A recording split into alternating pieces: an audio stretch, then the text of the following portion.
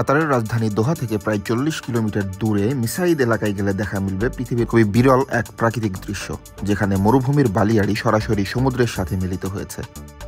Dune bashing, Camel riding, desert safari এবং beach ক্যাম্পিংয়ের জন্য এটি কাতারের অন্যতম সেরা স্থান। আজকের ভিডিওতে শেয়ার করব আমাদের মিসাইদ ভ্রমণ অভিজ্ঞতা। সাথে আরও থাকছে রাতের বেলা কাতারের ঐতিহ্যবাহী ধাও বোটে করে পারস্য উপসাগরের শান্ত জলে ভেসে বেড়ানোর এক্সপিরিয়েন্স। গুড মর্নিং ফ্রম দোহা। আজকে কাতারে আমাদের সেকেন্ড ডে, আর আমরা সকাল সকাল বের হয়ে পড়ছি। আমাদের হাতে সময় অনেক কম, এই কারণে আমরা অনেক দ্রুত যাচ্ছি। এখন হচ্ছে 6:58 বাজে। আমার দুই ভাগনা সামিউল আর সাকিবুল, ওদের হচ্ছে স্কুল 7টার সময়, হাতে আর 2 মিনিট সময় আছে। ওয়ানুর তোমাকে স্কুলে রেখে যাবো, ঠিক আছে? ভাইয়া এখন গাড়ির ড্রাইভার নাই, ভাইয়া এখন হচ্ছে প্লেনের পাইলট হয়ে গেছে পুরা।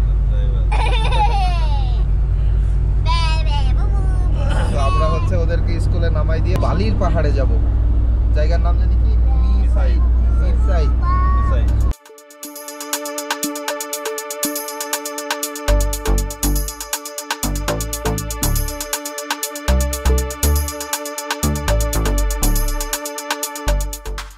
আমরা হচ্ছে এখানে বাংলাদেশের পতাকা দেখতে পাইলাম একটা। এটা হচ্ছে বাংলাদেশ মাশহুরুল হক মেমোরিয়াল স্কুল। এটা কাতারের পতাকা।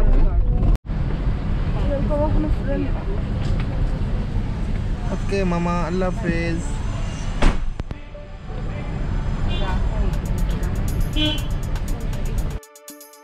সামিউল সাকিবুলকে স্কুলে নামিয়ে আমরা এখন মিসাইদের পথে। কাতারের এই অঞ্চলের বাড়িঘরগুলো বেশিরভাগই ডুপ্লেক্স টাইপের। অ্যাকচুয়ালি কাতারের আবাসিক এরিয়াগুলো এভাবেই প্ল্যান করা। মিডিয়াতে কাতার দেখানোর সময় বেশিরভাগ সময়ই দোহা স্কাইলাইন, কর্নিশ বা লুসাইল এলাকাগুলোকেই দেখানো হয়। সেদিকে প্রচুর হাইরাইজিং বিল্ডিং রয়েছে, তবে আবাসিক এলাকাগুলো এরকমই। এখানকার মাটি দেখলেই বোঝা যায় তা এক প্রকার অনুর্বর পাথুরে টাইপের মাটি। প্রাকৃতিকভাবে গাছপালা না থাকলেও রাস্তার পাশে ও বিভিন্ন পার্কে প্রচুর গাছপালা চোখে পড়ে। এগুলো পরিচর্যার জন্য কাতার গভর্নমেন্ট প্রচুর খরচ করে। সম্মানিত যাত্রীবৃন্দ, সামনে আপনাদের অত্যাবশ্যকীয় কাজগুলো আপনারা 20 মিনিটের মধ্যে সম্পন্ন করবেন।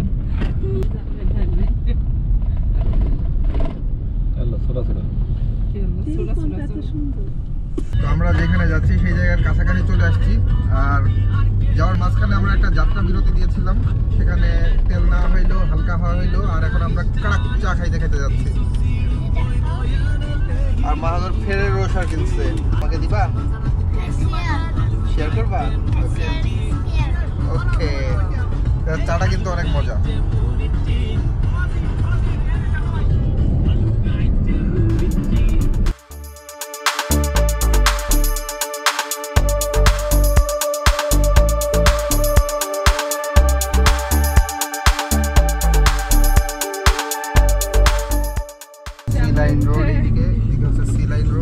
এদিকে মরুভূমি দেখতে পাচ্ছি, আর মরুভূমির মধ্যে অনেক গাড়ির টায়ারের দাগ দেখতে পাওয়া যাচ্ছে। অর্থাৎ বোঝা যাচ্ছে যে মরুভূমির মধ্যে অনেকে এখানে ডেজার্ট সাফারি করে। মাহানুর অলরেডি চশমা পড়ছে, কারণ বাইরে অনেক রোদ, তাকাতে কষ্ট হচ্ছে, সে কারণে মানুষ চশমা পরে বসে আছে।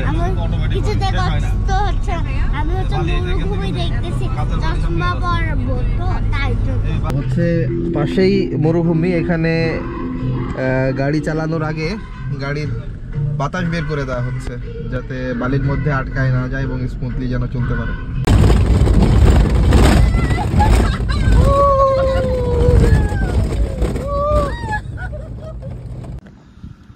তো এই যে আমরা যে জায়গাটায় আসছি মিসাইদ, এইখানে আমরা এখন একটা মরুভূমির মধ্যে আছি।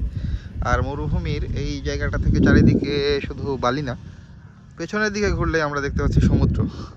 So it's an unique combination, যেখানে আসলে স্যান্ড অ্যান্ড দ্য সি, মানে স্যান্ড মানে এটা কিন্তু মরুভূমি আর মহাসাগর একসাথে মিলিত হয়েছে।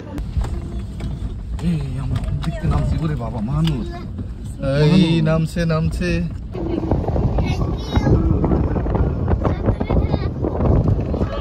করে ধরে রাখতে হবে।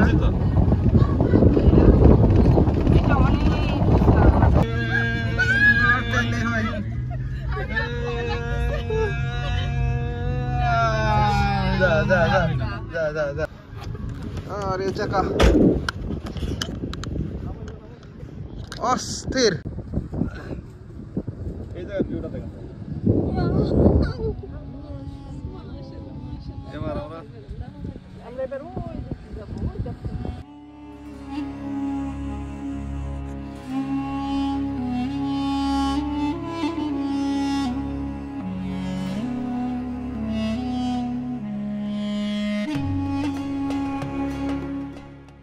তুমি কোথায়?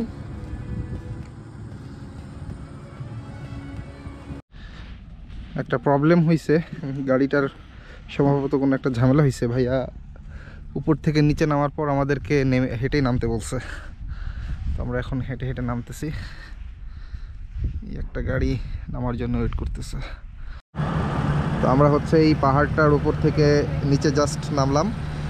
পাহাড়টা এখান থেকে ফ্ল্যাট মনে হচ্ছে অনেকটা, খুব একটা উঁচা কিনা নিচ থেকে বোঝা যাচ্ছে না, তবে উপরে উঠলে তখন বোঝা যাচ্ছে যে আসলে এটা কতখানি উঁচা, বেশ অনেকখানি উঁচা, এবং ওঠানামা করতে গেলে বেশ ভালোই কষ্ট হয়।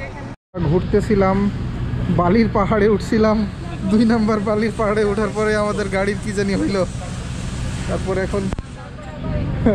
তারপরে আমরা মোটামুটি 3 ঘন্টা এই যে এই পেট্রোল পাম্পের এখানে, তেল পাম্পের এখানে ছিলাম, গাড়িটা ঠিক করা হইলো। এখন আমাদের বড় ভাইয়া আসছে, আমরা এখন ভাইয়ার গাড়িতে যাচ্ছি।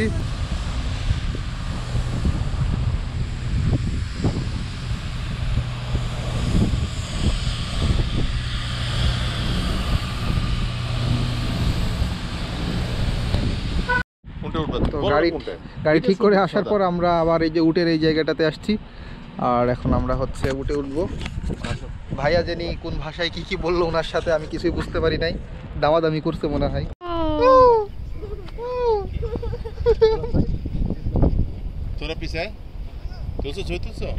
ভিডিও করছি।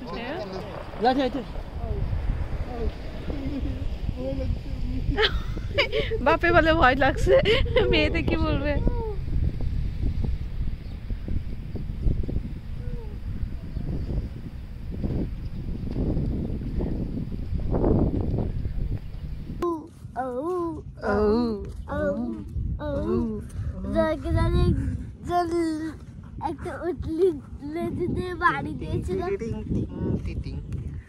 আমরা উঠে চড়েছি, জানি তোমাকে চ্যালেঞ্জ দিয়ে লাথি মেরেছিল। এক্সপিরিয়েন্স কেমন?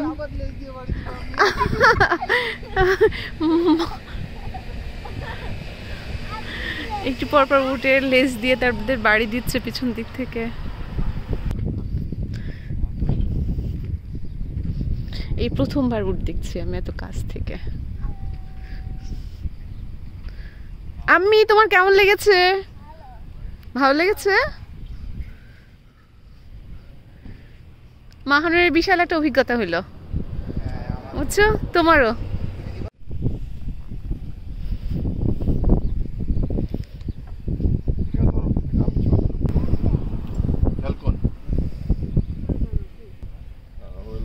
ফ্যালকন?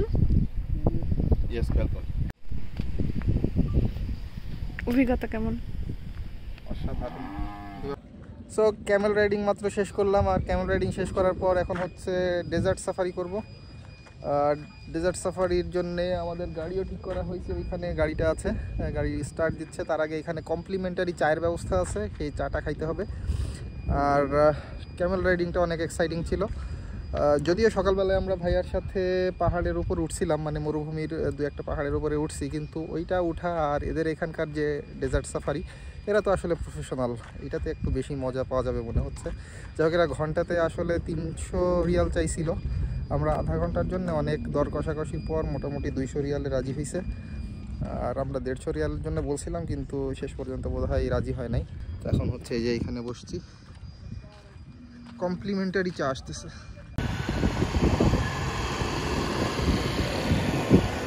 तो भाई साहब कहाँ से हैं? ये पाकिस्तान से। पाकिस्तान, हम बांग्लादेश से। बांग्लादेश। शाहरियार। कैसे है जनाब? अल्हम्दुलिल्लाह।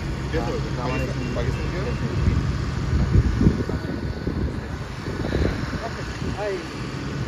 तो আমাদের ডেজার্ট সাফারি শুরু হচ্ছে। আমরা very excited. Are you excited, Ammi? Yes. How much? so much. এই পাশে একদম খাড়া অনেকখানি নিচ।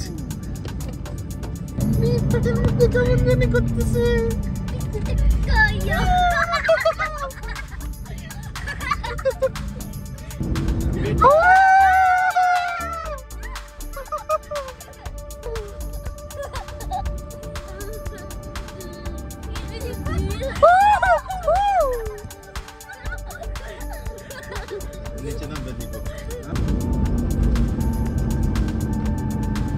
देख कोई ना उतर देख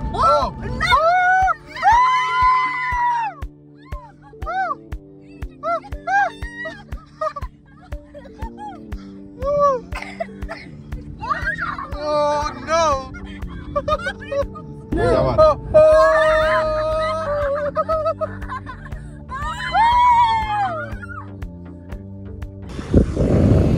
তো আমরা হচ্ছে ডেজার্ট সাফারির এই পর্যায়ে এখানকার সব থেকে উঁচা যে জায়গাটা সেই জায়গাটাতে এসে থামছি। আর এই জায়গা থেকে চারিপাশের ভিউটা অসাধারণ। আমরা তো শুধু পেছনের দিকে মরুভূমি দেখা যাচ্ছে, তবে আমি যদি জাস্ট এই দিকে একটু ঘুরি তাহলে দেখা যাবে সুন্দর সমুদ্র, বিশাল সমুদ্র। তো অনেক কম্বিনেশন। এই যে ওইখান থেকে নামছি, আল্লাহ এটা ফ্ল্যাট মনে হচ্ছে ভিডিওতে অনেকটা, কিন্তু এটা অনেক খাড়া। এই একদম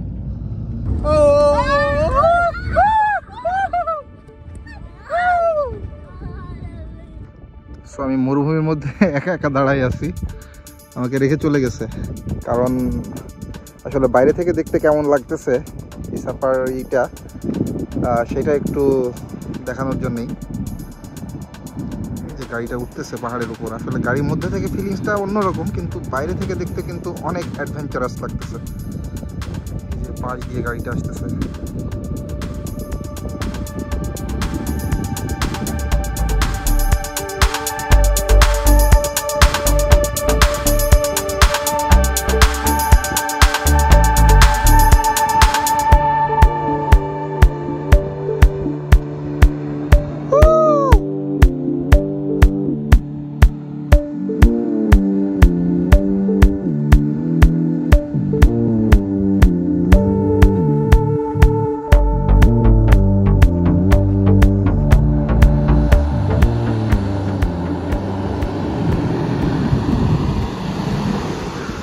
That was amazing.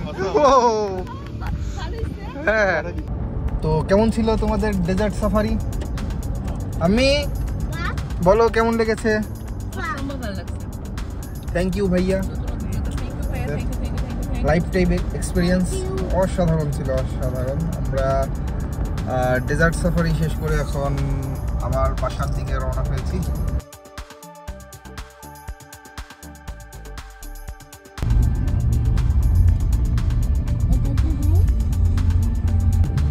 Chart parking यहाँ से है ना, चार्ट पार्किंग यहाँ से है, चार्ट पार्किंग यहाँ से देखा है।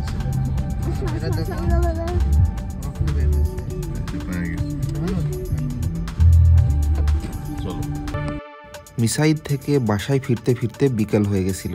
খাওয়া দাওয়া, রেস্ট ও মাগরিবের নামাজের পর আমরা চলে আসলাম দোহা কর্নিশের রাতের সৌন্দর্য দেখার জন্য। কর্নিশে বসে দোহা স্কাইলাইনের রাতের আলোয় সেজে ওঠা দৃষ্টিনন্দন দৃশ্য এক কথায় অসাধারণ ছিল। 2006 সালে কাতারে এশিয়ান গেমস অনুষ্ঠিত হয়েছিল, যার মাস্কটের দেখাও মিলল কর্নিশের একধারে। যাই হোক, আমরা সিদ্ধান্ত নিয়েছি এখানে একটু বোট রাইডিংয়ের, সবাই মিলে ওদিকেই এগিয়ে যাচ্ছি।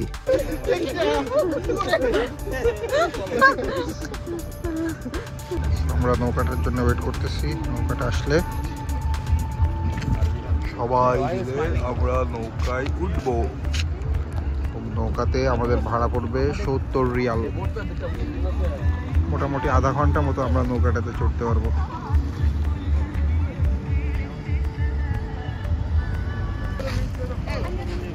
সবাই উঠতেছে নৌকাতে।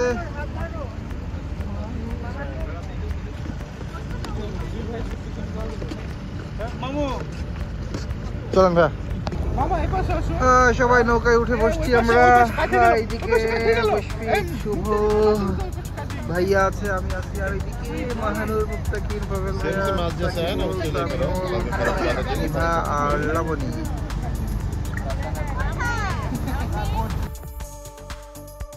আমাদের বোট রাইডিং শুরু হয়ে গেছে। রাতের অন্ধকারে আলোকিত দোহা টাওয়ার, কাতার ফিনান্সিয়াল সেন্টার ও অন্যান্য আইকনিক বিল্ডিংগুলো সমুদ্রের পানিতে প্রতিফলিত হয়ে মনোমুগ্ধকর দৃশ্য তৈরি করেছে। তবে আমাদের বোট রাইডিং এর অভিজ্ঞতা আরো আনন্দদায়ক করে তুলেছিল উচ্চস্বরে বাজানো হালের কিছু বাংলা গান, যেমন সাদা সাদা কালা কালা, মুরব্বি মুরব্বি এগুলো।